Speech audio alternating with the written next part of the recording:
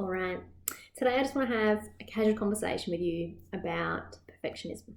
So, when you're stuck in a mindset of perfectionism, it can make you really unhappy. It can help you, can stop you from feeling happy and positive, and really get you stuck down in feelings of guilt and criticizing yourself so badly, and also being fearful about other people's judgments and what they think of you, and how they might perceive you.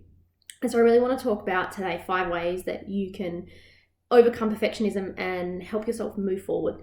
So this is something I dealt with a lot of years ago, and it's been coming up a lot lately for a lot of my clients, and it's also been coming up as a topic that I really need to speak about right now. So I really wanted to kind of make this a bit casual and let you know that things being perfect is first of all, it's not really a thing, and second of all, that is totally okay. So first up, if you're watching this video, right, why are you watching it? You're not watching it because you want it to be perfect, right? It doesn't matter that I don't have the right lighting, or that I don't have makeup on, or that I don't have, some fancy backdrop, or that it's so cold that I don't want to get out of my hoodie, right? So all these things don't really matter.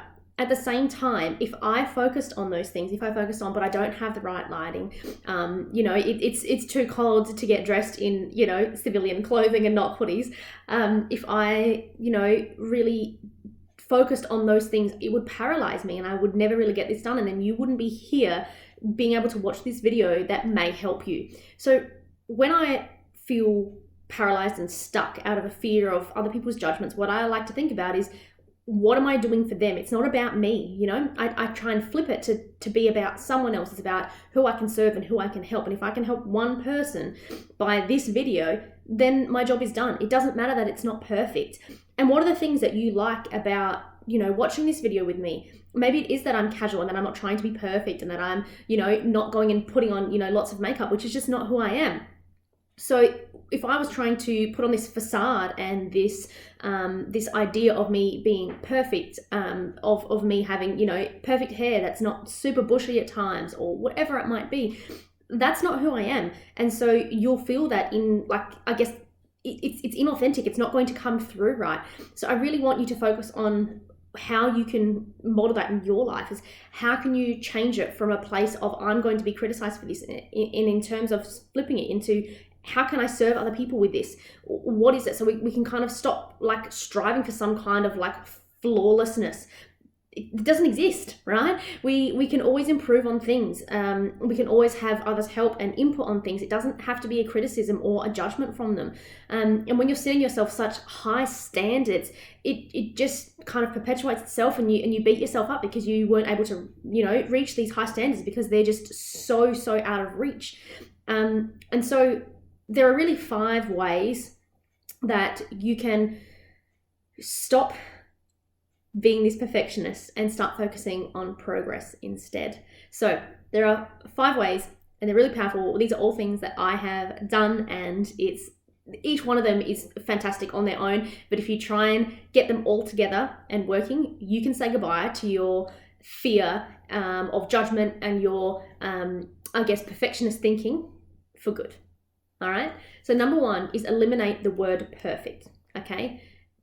What's perfect anyway? What does that even mean? It's so totally different to every single person. What I think is perfect and what you think is perfect are 2 very different things. If I might say to myself, use my example of the video, if I put makeup on, if I do my hair, if I get a backdrop, I don't know, hire out a studio just to record a video, for you might be saying, why is she putting so much makeup on? That's not who she is. Where is she filming that from? Why does this feel so kind of put on? What I think is perfect and what you think is perfect are 2 different things, right?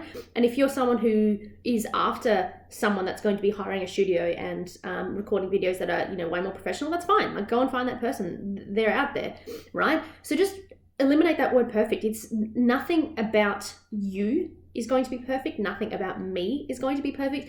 No activity is going to be perfect. No freaking cooking dish is going to be perfect. No, plant that you grow is going to be perfect. Nothing is going to be perfect. Whether it's a task at work, for something so insignificant. Like your dog will never act perfectly. Whether it's your kids, whether it's your parents, no one is ever perfect, right? And no thing is ever perfect.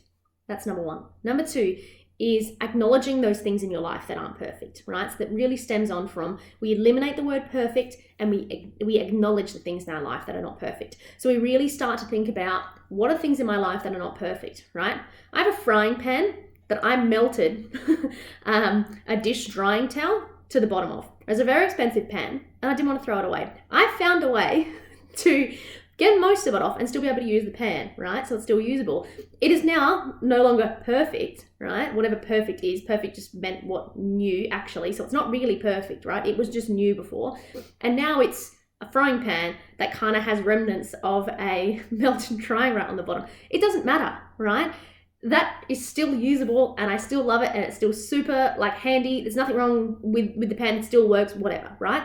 So I can acknowledge something really small like that. So I want you to think about your life and where you can acknowledge things that are not perfect, but that you still appreciate, that you still love, okay? The next thing is really important and it's all about how we feel inside. It's an internal shift. So it's knowing that you are worthy, okay? So when we get caught up in perfectionist tendencies, it's usually because we don't think that we're worthy enough and we really want someone else's approval, okay? So I want you to acknowledge for yourself that you are worthy, that you are perfect exactly as you are.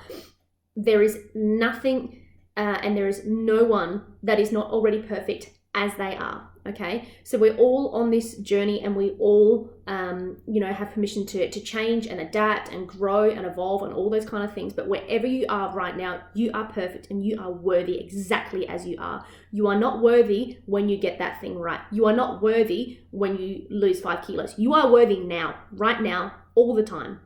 And I want you to really acknowledge that.